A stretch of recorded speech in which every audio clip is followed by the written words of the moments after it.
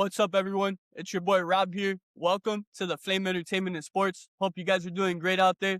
Make sure to keep up with us on Instagram and TikTok at the Flame_ES. On today's show, we're going to be starting off by talking about a huge announcement from Jaelyn Rempel, who we, of course, had on the podcast last week.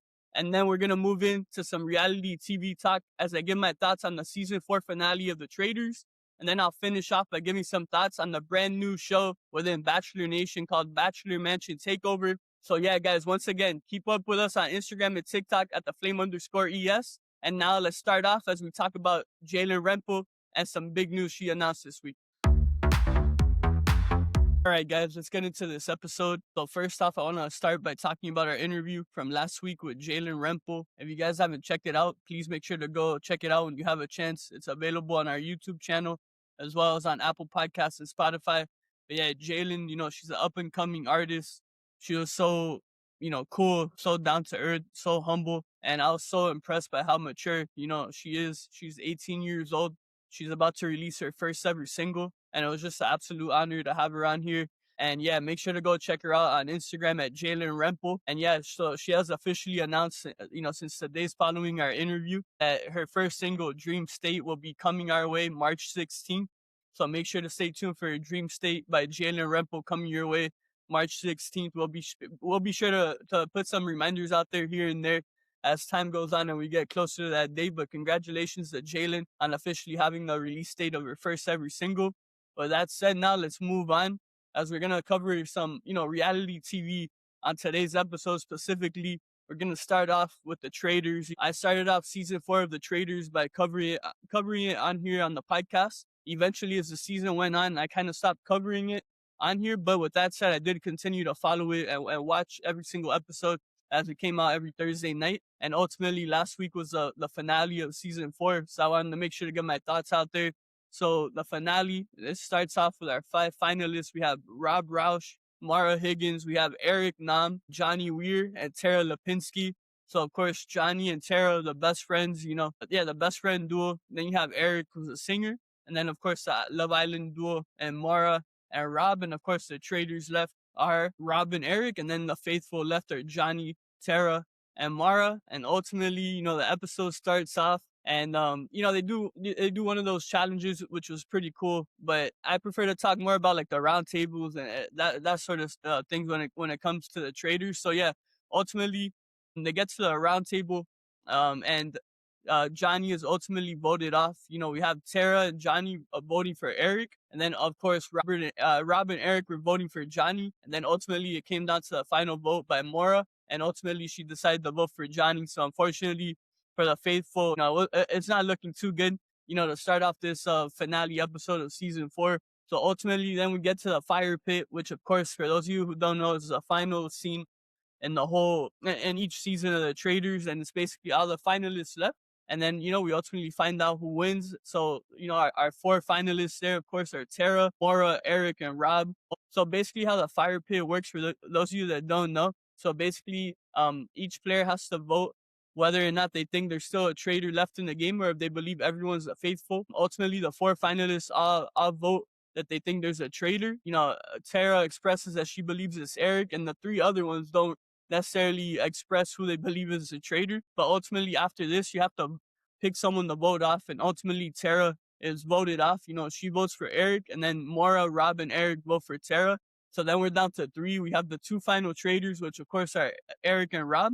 And then the final faithful, which is Maura. Ultimately, Eric, his vote comes out first, and he votes that the rest of them, there's no traitors left in the game. Then then Rob comes next, and he votes that he believes there's still a traitor. He says he made a pinky promise, and that's why he voted in that direction.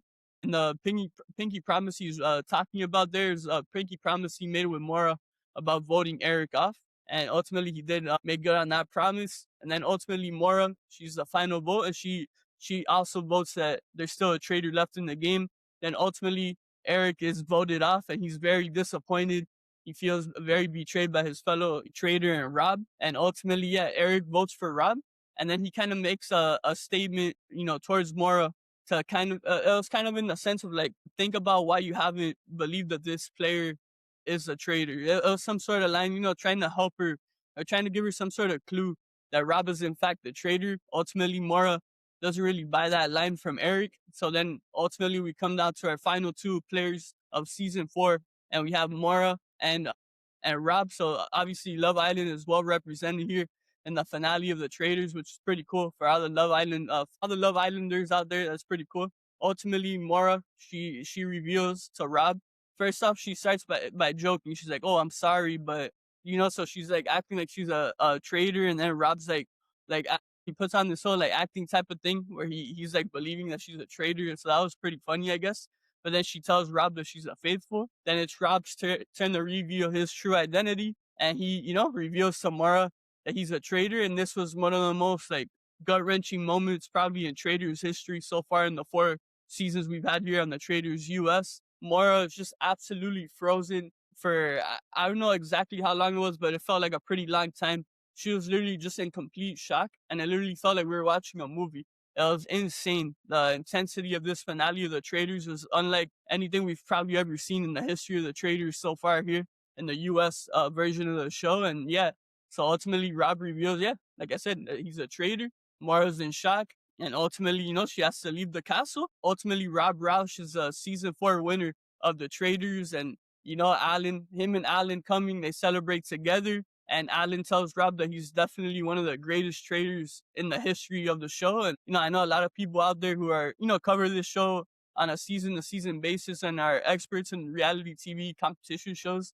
A lot of people are making arguments that Rob's the greatest traitor in the history of the show so far. And I agree. I mean, when you really think of the 4 seasons we've had so far, Rob had arguably the most dominant performance in Traitors history as a traitor. And when you think about the fact he only got 2 votes in the roundtables throughout the whole season, and they're both by his fellow traitor and Candace, none of the actual faithful thought Rob was a traitor at any point this season, at least based off of their votes. Maybe they had some internal feelings about it, but no faithful ultimately ever voted for Rob Roush at the roundtable this season. So it was just a dominant performance by Rob. But I also want to shout out actually Johnny and Tara. I feel they're doubted on from the beginning of the season all the way to the end. And ultimately, throughout this final episode, we saw in the ITMs and in certain discussions that Tara and Johnny did finally recognize that Rob and Eric were the final traitors. But ultimately, they weren't able to sway Maura in that direction. And she ended up trusting the guy she's trusted from the beginning, her fellow Love Islander, Rob Roush. And with that said, now to transition to our next topic here. So speaking of Maura, for all of you guys out there who are Bachelor fans, I'm super excited. And we're a couple weeks away from Taylor Frankie Paul's season of The Bachelorette.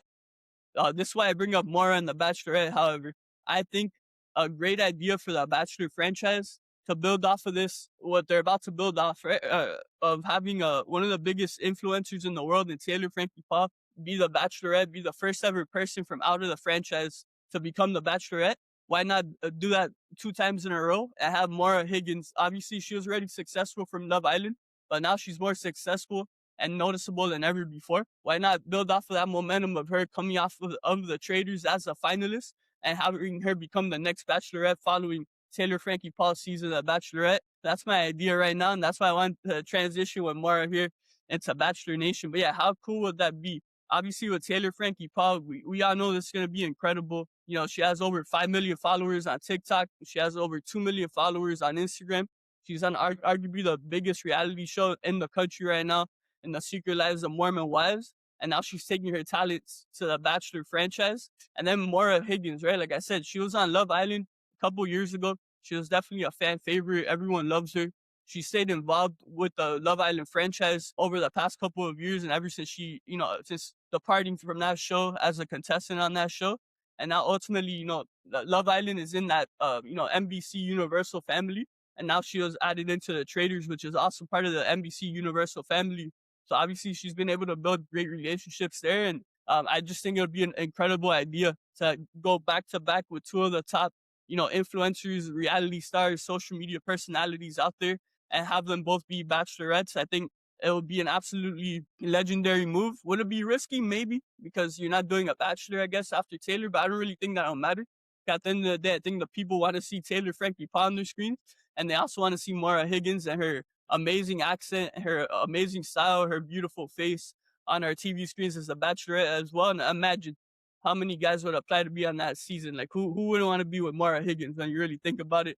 So yeah, that's my idea I wanted to throw out there for the Bachelor franchise, all the producers, all the showrunners, whatever it may be. We want to see Maura Higgins be the Bachelorette immediately following Taylor Frankie Paul season of the Bachelorette as well.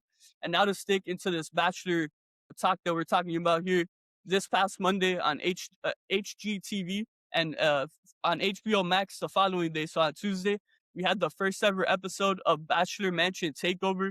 And what Bachelor Mansion Takeover is, we have 12 contestants. They're all Bachelor alumni, whether it be from the Golden Bachelor, Golden Bachelorette, the Bachelor, the Bachelorette, and Bachelor in Paradise. We have 12 contestants, and basically all of them have some sort of background in architecture, any like home design type of thing. And these are contestants from the history of the whole show, so it's pretty cool to see these different personalities from throughout Bachelor history all together competing. And what they're competing for is $100,000. There'll only be one winner. And we have two judges on the show, by the way. Before I get into the contestants themselves, we have Tyler Cameron and Tayshia Adams. So obviously two of the most beloved and followed figures within Bachelor Nation right now. We have Jesse Palmer, the host.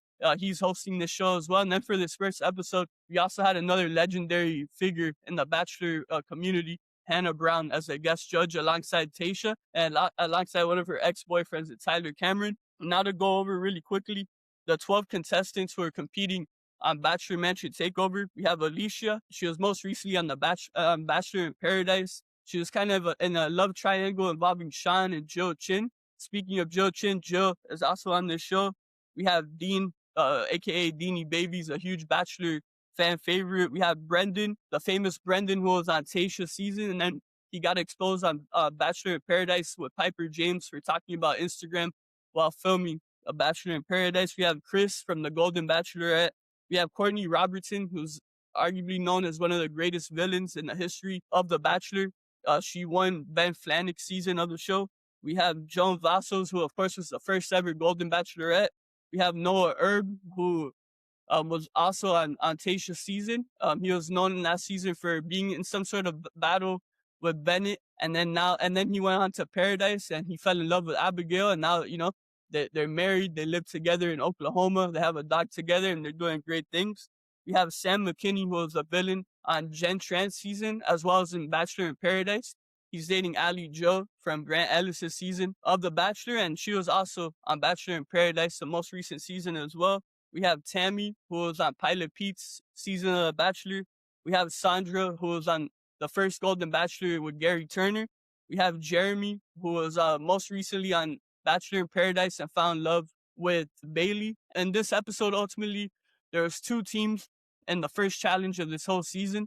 And they had all the girls, so there were 6 girls together and then 6 guys together. And basically they had to redesign the rooms that all the male contestants stay in and all the female contestants stay in. And ultimately, whoever won was picked by Hannah Brown, Tayshia Adams, and Tyler Cameron. And then the twist, though, and all this, before this first challenge was even attempted at, unfortunately for 2 contestants, one from each side, there was already a double elimination. We had Sandra from the Golden Bachelorette be eliminated from the women's team. And then we had Jeremy, who, as I said, most recently found love with Bailey on Bachelor in Paradise. He was ultimately voted off from the men's team. And then we got into that challenge. So we're already down to 10 contestants left on this season. I believe there's going to be 6 episodes, by the way. And ultimately how this first challenge went, as always, it kind of took me back to like school and doing like some sort of project.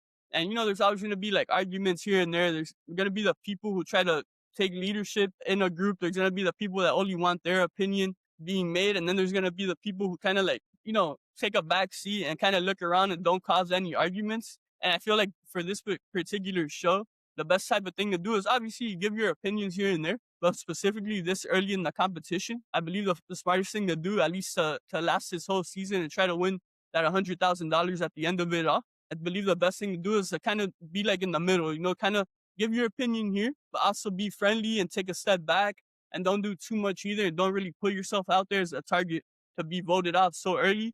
Ultimately, Tyler, Tayshia, and Hannah, they picked the women's as the winners of the first competition of Bachelor Mansion Takeover.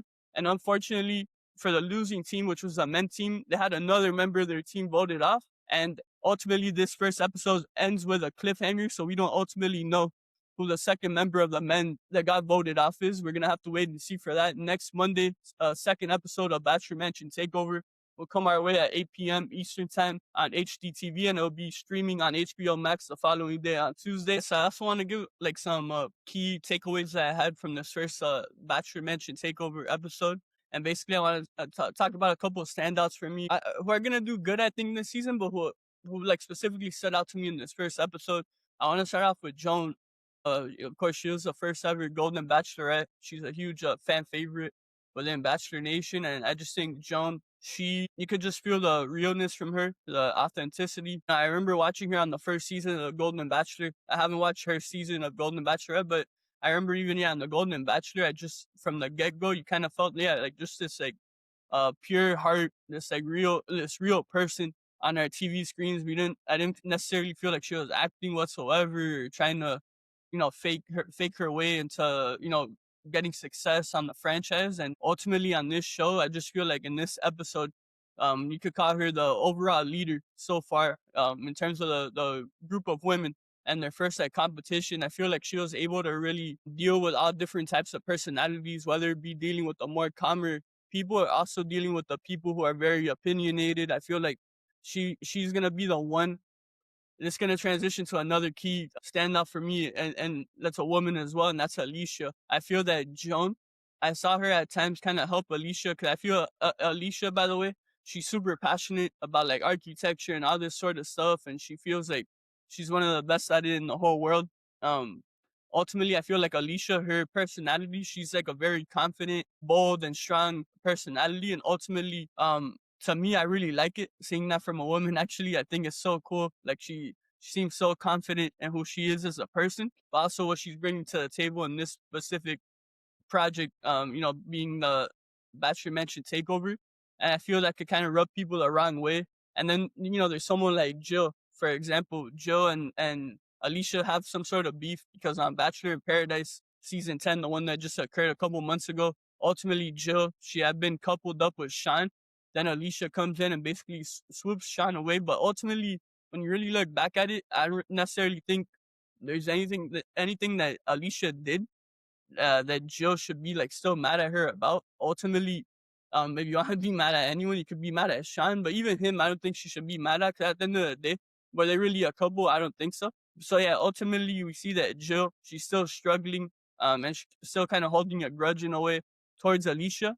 So throughout the early moments of this episode, when the women were all together trying to figure out a way to beat the men in this first challenge of redesigning the rooms and stuff, I noticed that, yeah, I was like, man, Alicia and Jill, obviously they're not going to get along. Alicia's a strong personality, but also Jill in her own right, she's also a very strong, dominant, and confident type of personality as well. But the reason I transitioned from Joan to Alicia is because I feel that there are moments I noticed where Joan was kind of able to calm Alicia down, and not just calm her down, but I kind of saw moments actually as the episode went along that Alicia kind of stood back for for a little bit and kind of realized, oh man, wait, the majority of these women actually support me and believe in me.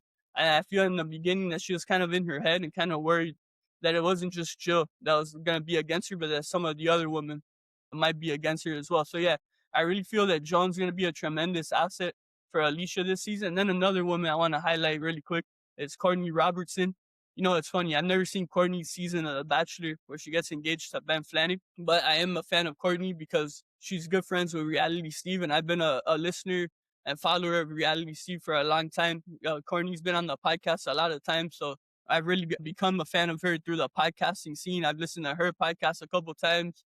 I'm new into listening to Game of Roses podcast, and Courtney was a guest on there recently as well. So I've really become a fan of Courtney over the years. So it was just super cool for me to see her on the TV screen. I feel like she did a hell of a job. She kind of, if you really look at that first episode, you could see Courtney trying to build alliances throughout the whole house, not just with the women, but with the men as well. So I thought that was really smart by her as well. And then some of the guys who stood out, as always to me, Dean, aka Deanie Babies. To me, he's one of the greatest contestants in the history of The Bachelor. He was on Rachel Lindsay's season, Bachelorette. He was on Paradise multiple times. He ended up finding his current wife, Kaylin, who was from Colton's season. Yeah, ultimately, Deanie Babies, to me, he's just such a beloved figure, and I just love seeing him on my TV screen, specifically in the Bachelor world. It just feels right when Dean is on there, and it takes you back to that time when he initially was on the show, and it was arguably the greatest era of the in the history of the show. It takes you back to that, and it makes you realize, like, wait, we could still like use some of these legendary, people to help us bring the Bachelor franchise to the top of the mountain again in the reality TV world. So yeah, Dean definitely stood out to me. And then also Noah Erb. I want to shout him out. I feel like Noah Erb's gonna go far in this competition. I really liked how open-minded he was, how respectful he was of his fellow contestants and teammates in the men's team as well. And the reason I say that is because there are some things that went down within the men's team that I didn't like at all. So there's a portion here where the men, right after they found out that someone was going to be voted off, they're all sitting in a room together. And then basically Chris, who comes from the Golden Bachelorette, so he's the lone golden there on the men's team. He gets up and he's like, you know what? I'm going to get up and build a table. I'm not going to just sit here and stare at you guys. So he gets up, he leaves the room that they're all in.